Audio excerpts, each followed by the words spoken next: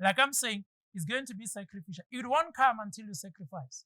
It does not come automatically out of you. Why? You know why it's not coming out automatically? Because you are selfish by nature. As a human being, you are selfish. That is why you've got to learn to sacrifice. Bend yourself to do it. Because you are born out of sin. The nature in you wants to keep everything for you. And that is why Paul says, when you husband love your wife, seek the highest good. When you seek something, tell me, when you seek something, what does it mean? You go after it. You go after it. There's nothing like, well, let me just say this. Have we realized that we have this mentality, if I marry a soulmate, everything will be rosy? Marrying a soulmate does not mean anything until you do something. You can marry a soulmate in your home and still be miserable. Why? You've got to seek love. You've got to seek the best for your partner. Because if you don't do it, it does not come naturally. You've got to naturalize it yourself by prioritizing your woman. Let's read. Husband, love your wives and seek the highest good and surround her with caring and unselfish love, just as Christ loved the church and gave himself up for her. You see that? You do it just as Christ, not as your granddad did it. Because some of you, I must say it, your granddad was showing selfishness. And that is why, let me tell you, remember your granddad, their money set in this, what do we call it? This small pocket. I don't know ka language e nngwe. Ka Sepedi re ne re gola ne re bitsa a bona damano tsentshitse disente tsa ka mara doctor. Your granddad always kept the money here. You know why? Because they wanted to keep it away from your granny. Always. When they buy bread, I remember when I was growing up, there was one guy, he was an old man. The wife will cook pap and cook everything, and he will always cook meat. And he's the one who will put meat into the plates. Always, every day when they cook. The woman will cook everything. Pap, rice, cabbage, beetroot, pumpkin. She never touches the meat. He's the one who will cook the meat and will control the pot. And this man had a big belly and he was fat. He always sat and put the pot inside his legs like this. And it tells you how selfish human being can be. And some of you are saying you're going to learn from your grandparents.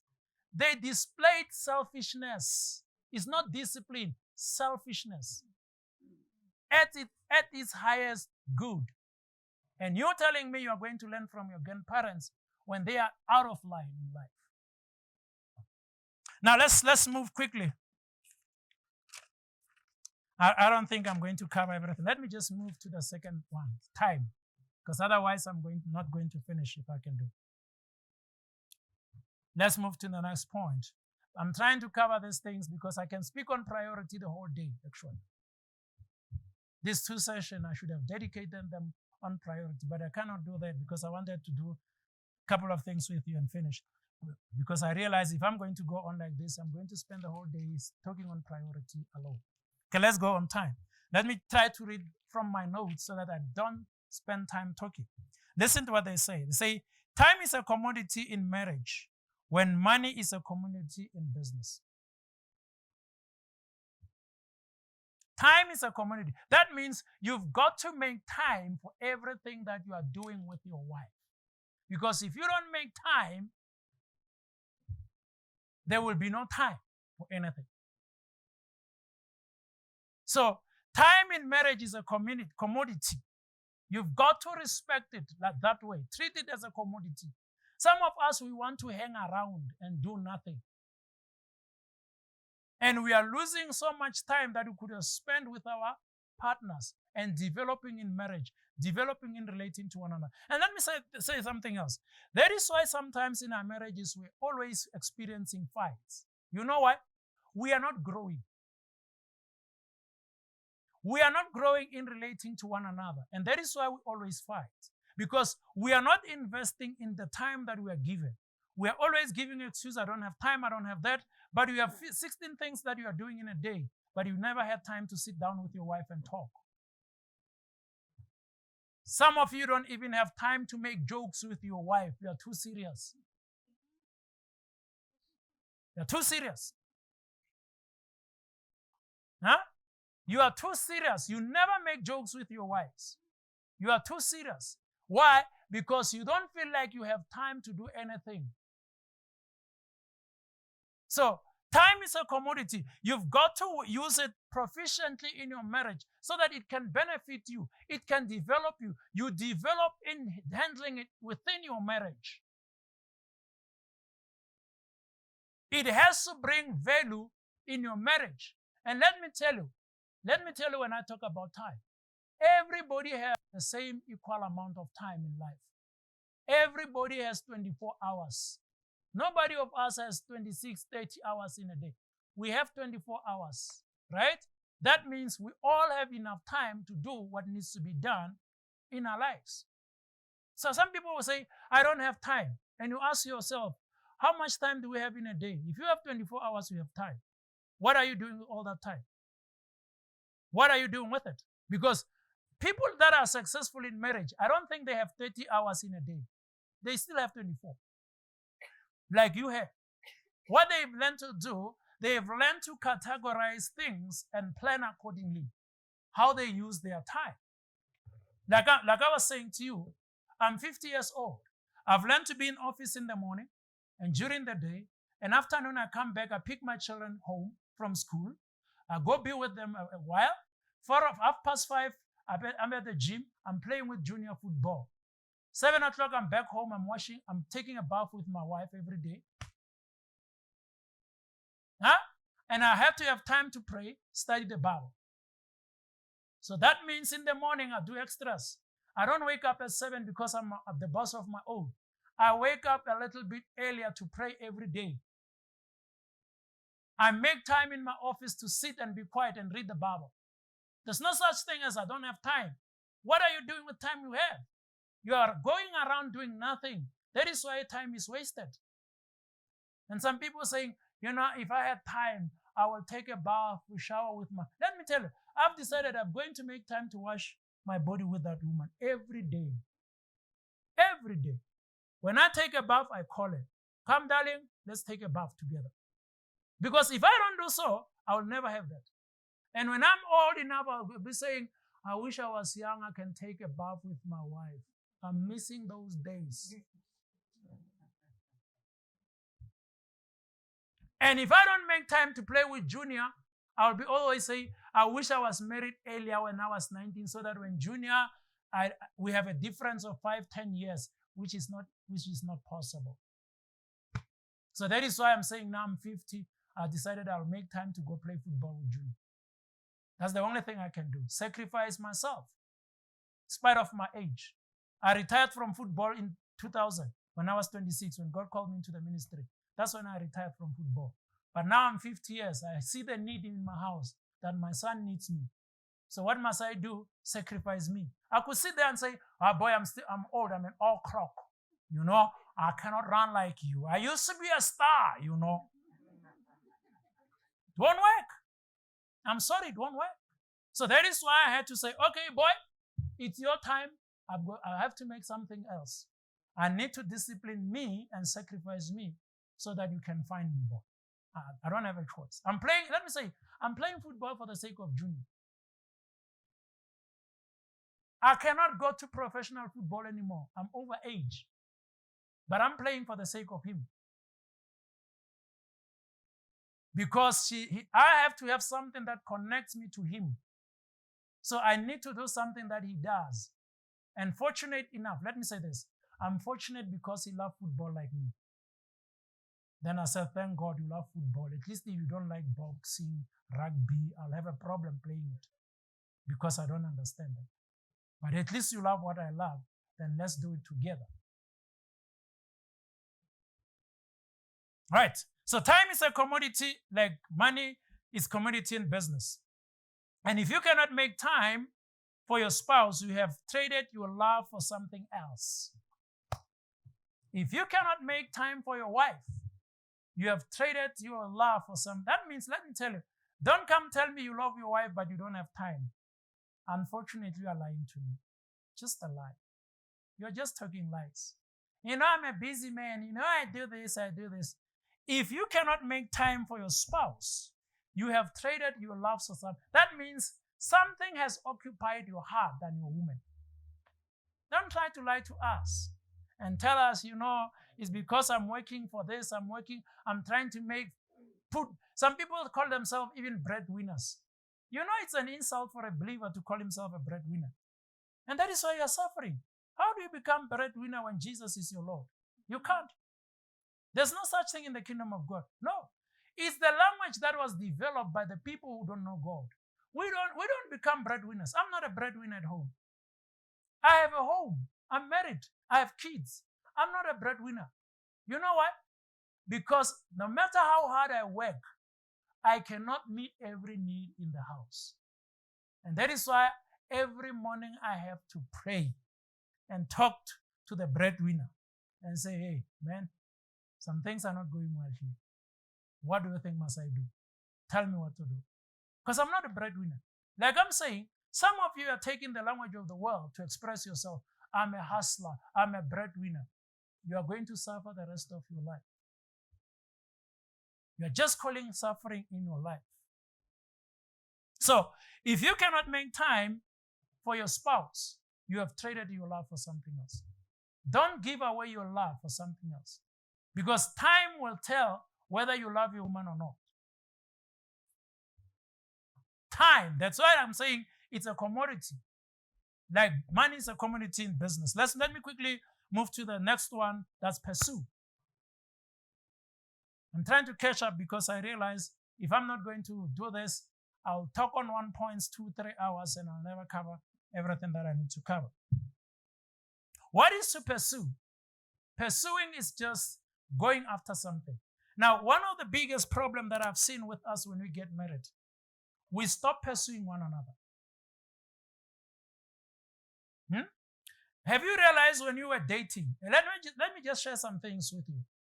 When I was interested in this woman that I have today, you know what I used to do? I remember back then in the 90s, yes. I used to live in an apartment in Katlehong with my younger brothers, right? I was working. I had a phone in my apartment, right? So what I used to do, because I was working, 6 o'clock I need to take a train to Denver for work, right? So what I used to do back then, my wife was working as a nurse, and I remember at that time, she was taking care of somebody in the house, right? When I began to know her. She was nursing somebody who's got businesses and money. They have a lot of money to hire a special nurse in a home. So she was hired to do that kind of a job as a nurse. Now, what I will do, every day when I go to work, I'll wake up at 4. That's my time for prayer because 6 o'clock I need to leave home and be at the station. Actually, 6 o'clock I need to be at the station to take a train. So every day in my time, I have to wake up at 4, an hour for prayer. At 5 o'clock, I need to prepare myself because I'm a man, let me say this, I don't take hours to bath and change, all right? For me, washing my body is 5 minutes, taking on the clothes on, 15 minutes is enough for me to do those things. So I'm not a kind of person that wears the whole night wearing one suit, all right? I'm not the kind of person. So I knew if I prayed from 4 o'clock to 5, then I'm going to bath. By 5:30, I'll be leaving out, right? But I'll tell you what I used to do because I was pursuing this woman and I wanted to make an impression in her life. And she did not know that I'm interested in her. I didn't tell her anything. Every morning when I wake up, I'll wake up at least earlier than 4 o'clock to speak to her on the phone because I knew at that time she's at work, she's not asleep. And everybody in that home that she was taking care of a patient, is asleep. Then they don't sleep as nurses. Even if the patient is asleep, they need to watch for any motion so that if any danger happens, they need to attend to it. So she did not sleep because she was working in a house. She stayed the whole night and come and sleep in the morning. So what I will do, I knew 4 o'clock, 3 o'clock in the morning is quiet. The patient is asleep and everybody in the house is asleep. You know what I did? because I knew the telephone number where she was working. I'll pick her phone, talk to her for an hour before I pray. What I was doing, I was pursuing because I wanted to make an impression so that I can make a mark in her heart. Wherever she is, she should not forgive me. So I used to speak to her at 3 o'clock in the morning.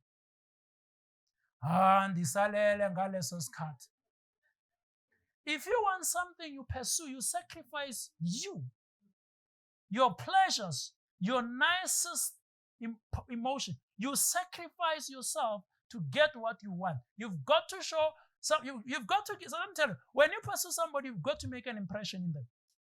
And I had to make an impression. I had to spend 3 o'clock, I'm up just to speak to this woman. And most of the time, we're not talking about our love. I will share the gospel. Share faith, talk about Kenneth Copeland and she's like, okay, I heard it. Then after that, I pray. Until 5 o'clock, I wash. 5:30, I leave. When I get to the office, when it's quiet, there's nothing busy, and there's no too much work to do, I'll pick your phone and talk to her. Why do I do that? I'm pursuing. Now, why I'm showing that? Because some people, they don't understand. They will pursue you when they're interested. When they get married to you, you don't. You become a furniture in the home. When you pursue somebody else, you go after them. That means you'll sacrifice certain things in order to speak to them. Now, it's amazing when people are married, they don't want to talk. A man will come home, sit on a sofa. When you ask them, why are you sleeping? The cartel. But they have time when they want to read a newspaper for an hour.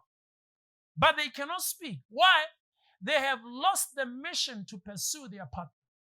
And that's where the marriage is headed. Because if you cannot pursue somebody else, the relationship will fall apart. So pursuing is not done during dating alone. It's a continuous thing. You pursue somebody else. You've got to learn to pursue your partner during marriage time. You pursue them. Yeah, now let me just read this statement. Most marriages die because after marriage, couples quit pursuing one another like they did in their dating. After marriage, couples become complacent. Most people, after they get married, and let me just say this. Some of the times, I must say it, I think I'm going to touch on that. When we get married, one of the biggest problems, I'll discuss it when we talk about giving. I'll say some of the things about it, but I think I need to say it now. One of the biggest problems why we lose the passion to pursue our partners, you know why? Because most of people, when they get married, they marry to get. And that's the biggest problem. When you marry somebody else, don't marry them because you want to get sex. Because that's a priority in a man's head, right? Because they're looking at the body of a woman, they're thinking, if I can sleep with that girl, well, I'm going to be a champion. Because they are eager to hold the body of a beautiful woman. Now, after they've touched that body and slept with it, they feel they have come to the end of the world. And that's sin. That's sin. Why? Because after you have slept with a woman, you've got to continue to pursue her, to assure her that you're still interested in her body as you were when she was not married to you yet. You've got to pursue that woman. Because once you stop it, like I'm saying, one of the things is because men come with the intention, if I can sleep on that girl's chest, I've achieved. Then once they sleep on that chest and the woman becomes pregnant, they don't feel they need to do anything anymore because their goal has been reached. And that is why, let me say this. The reason is caused by the fact that man comes in a marriage with the intention to get instead of the intention to give. I'm going to say it. I know some of you, you're getting confused with me. When you go into a marriage to get, you are only going to pursue as far as you can get what you are pursuing. And once you get it, you think you have arrived. You don't need to pursue anymore. Like I'm saying, most of us men, when we marry, we look at the body of a woman and say, if I can sleep with that woman, I'll be a champion. Then once you sleep with that woman, there is nothing more to look after. There is nothing to pursue in them. Why? Because you feel you have achieved your goal. You have slept with the body that you desired. The drive is no more. And that is why, let me say this, when you go into a marriage, you don't go into a marriage to get. You go into a marriage to give. Why? Because if you have an attitude to give, you'll never quit pursuing. But if you have a mentality to get, once you get the sex that you are pursuing in that woman, or you get the body of that woman that you are pursuing, there is nothing much more to pursue in her, because you are going to be satisfied and become complacent that you have achieved your goal. And that is why, let me say this, that is why most men, when they come together and talk about the woman they are looking for, you hear them saying, hey, you know, when I think about that girl, I don't sleep. Right? If I can find her. But once you find her, what are you going to do with her? Huh? Yes, I know it's a good desire, and it's good that you desire that woman because you see the beauty in her. But what are you going to do when you find her? Because if your goal is to get something from her, you are going to quit pursuing her. That is why when you go into marriage, let me say this, you don't go into marriage because you want to get sex, which I believe is not wrong for you to get sex as a man, right? I'm not trying to disqualify a question of sex, but I'm saying it shouldn't be a goal to get. The goal of a marriage is to give. Then when you have a goal to give in a marriage, you never come to an end of your satisfaction. That is why you'll always pursue that woman the rest of your life. Why? Because I don't think if you are a giver, you have given enough in life. You'll never give enough because you're always looking for something else to give. I've learned something in my life. I never get enough in giving. And when I want to give something, every time I finish giving, I'm thinking of something. What more can I give? Because giving is a godly thing. That is why you see God never get enough with us. You know why? He does not want to get from us. He wants to give to us. And every day of his life, he's thinking, what more can I do for my children? And that is why he will find it for eternity to do something for you. But if you want to get, it won't take eternity. It will take 12 months before you come to the end of yourself or the end of your mission. Why? Because after 12 months, when you have slept with that woman for 12 months, you don't think you needed anything more of her. You are finished. And that is why some of you are thinking, well, now even if I can divorce, I'll be fine. I can start over again. Why? Because you have come to the end what you have desired. You have slept with that beautiful girl. You've made them pregnant. You've even made them change their shape because you made them pregnant with your babies. And you have nothing much more to pursue in them. That body of figure is no more. So what are you pursuing?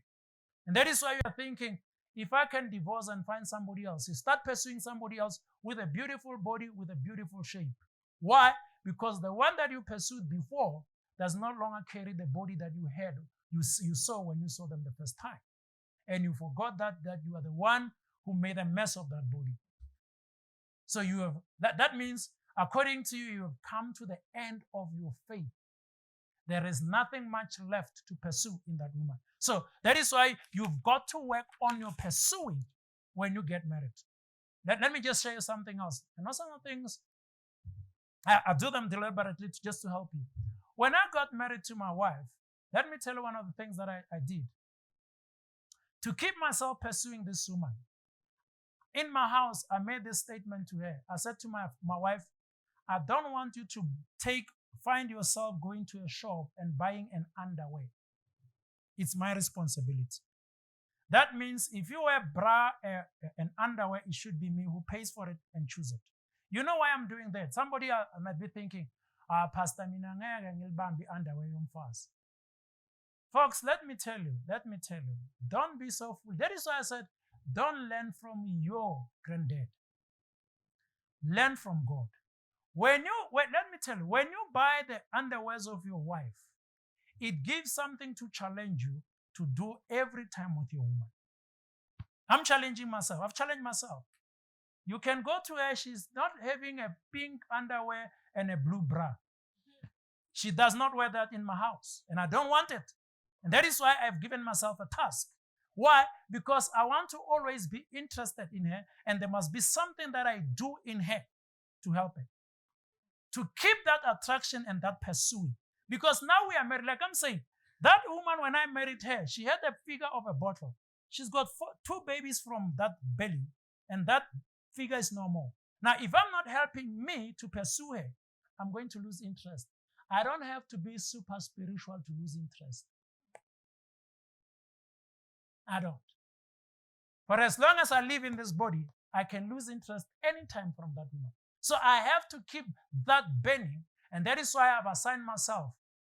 Underwears is me. So you don't wear blue underwear and a green bra in my house. I must make sure that they are always the same color. Always. Why?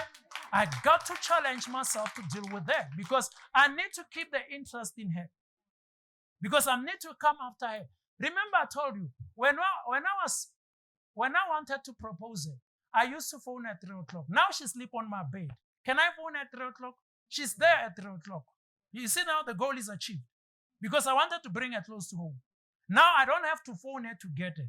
She comes home every day. The challenge is slim, right? I need to develop a challenge to pursue it. Because that which challenged me when she was away is no more. I brought her home. I sleep with her every day. I can kiss her anytime I want to. There's nothing, if Jabu was here and I kiss her, I'll feel this.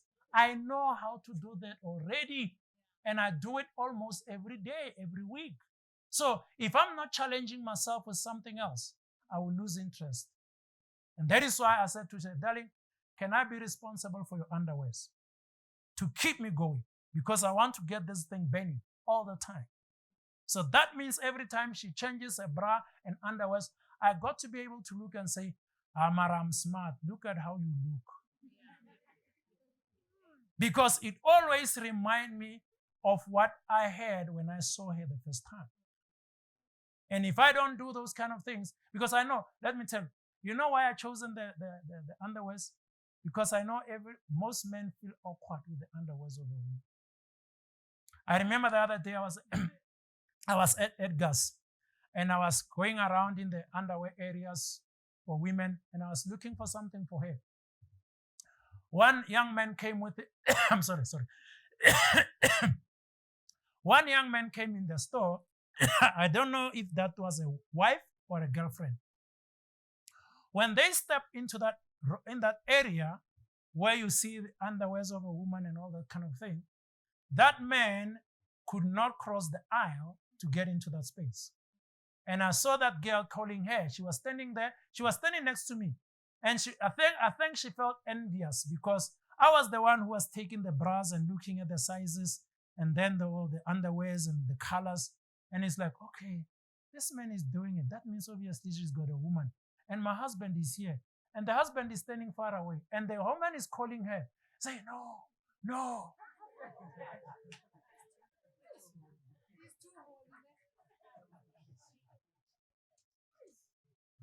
And you get surprised. And that is why, let me tell you, that is why most men lose interest in the woman they have. And yet they see that in another woman. They want her.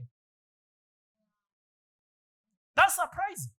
You see the thing that you don't want to touch. You see on another woman's body, you desire that woman because she has got a nice bra and a nice underwear. Instead of buying the same thing and put on your woman so that she can keep the interest going. And you think you are too holy to touch an underwear of a woman. That's very unfortunate of us. I think we are too holy than God and we are going to have a special heaven ourselves. And that is why we keep missing these things because we are thinking awkwardly about these things. Like I was saying in our earlier session, Most of us, we just think when we do these things, the loving thing, the romantic thing, we are thinking maybe in our culture we say, umshaye nge-underwear ebusweni. And that's not it. That's not true. That's not true. When you are married, you've got to be real. You are living with a woman. That's it. And that is a real statement. That is a real thing in life. Women have a bra and an underwear. And I know some of men, they don't even know how to measure the size of a bra. I had to learn that. And I kept asking myself, what size? And she said, CB 40. And I said, okay, can you say it again? How do you see the sizes? Then I took a bras deliberately. Oh, okay, now I know. When I go there, I don't get confused. I know my wife wears C or B. I know those things. Why? I'm married. And other men, they think they're touching those. You're not too special. You're not too special. If you are married, you're going to have to do it. And let me say this. I know some of the times even women are very ashamed when men touch their underwears. It's not a shameful thing. It's part of your life, especially when you are married. And that is why I get to learn, how do I choose a bra? How do I differentiate these things in a store? And most of the time, let me tell you, when I go buy my wife, she doesn't return the bras because I buy exact sizes. I have to learn it. Do you think I'm stupid? Do you think I ate a love potion? No. I'm just spiritual. Very spiritual. I pray every morning. I fast, I read my Bible. I talk to God every time. Very spiritual. Why? Because I've got to have something that will make me pursue this woman. Like I'm saying, I'm human like any man. And if I don't make anything to pursue this woman, I can lose interest. And let me just say something else. Have you realized sometimes when you come into a spotlight, how dangerous it is to you as a man? Let me tell you, folks, I'm on television, right? Sometimes when I walk into a mall, people come to me, I saw you on television. Beautiful girls. When I go to a restaurant, Pastor, I watched you last night on television. Imagine if you are a man, you're not pursuing a woman, what is going to do to you? The ego builds up to say, everybody wants me in this world. I can get every woman I want. That is why I'm saying I'm not so special that I cannot fall. And that is why I've got to make means to pursue that woman so that I don't give focus to other women. Like I'm saying, I'm on television. People watch me on television all over this country. And not only in this country, internationally, because I'm on God's TV. Right? So those kind of things, if you are a man, they build your ego. And if you don't have the way to deal with them, you have a temptation to sleep around because everybody wants you. The other day I was traveling just in Alberton here. We left here from the marriage seminar. When I get to McDonald's, people were showing me the pictures on their phone. Why don't you invite us on that seminar? Where did you get the picture?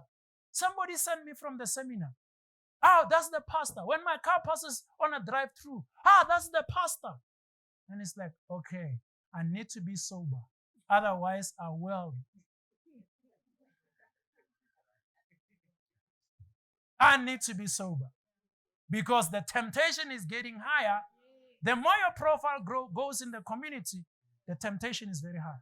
And that is why I've chosen the thing and say, I'll specialize with underwears in my house for my wife. So that I can keep the pursuing going. Keep the pursuing going. Because if I don't find something to pursue her with, I'll get bored in a relationship and start saying, who else can be next on my bed? And imagine if I'm going to be here preaching and there is a next woman, then the next woman on my bedroom, next woman again, next woman. That's not good.